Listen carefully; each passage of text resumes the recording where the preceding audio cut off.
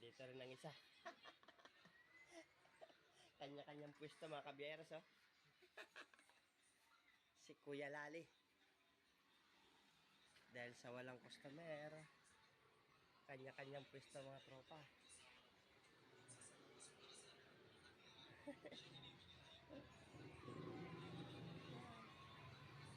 Mamaya-maya pag may customer, magpupulasan itong mga ito eh.